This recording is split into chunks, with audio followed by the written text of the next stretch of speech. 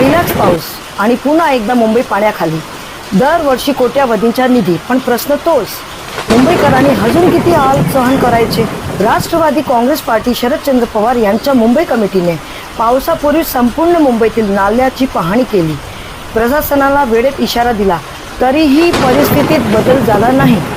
निधी आहे, योजना आहेत, पण अंमलबजावणी कुठे आहे? निधी फंड न राहता फंडा बनत असेल तर त्याची किंमत मुंबईकरांना जीव धोक्यात घालून द्यावी लागते. मुंबईकरांच्या सुरक्षिततेपेक्षा मोठं काहीच नाही. निधी कुठे जातोय यांचा उत्तर BMCने द्यायला हवं. मुंबईला आश्वासनं नकोत, उत्तर हवं, जबाबदारी हवी आणि कृती हवी. जर तुम्हालाही वाटत असेल की मुंबईला बदलांची गरज आहे तर या व्हिडिओ जास्तीत जास्त शेअर करा. मुंबईकरांचा एकच सवाल, जवाब द्या BMC.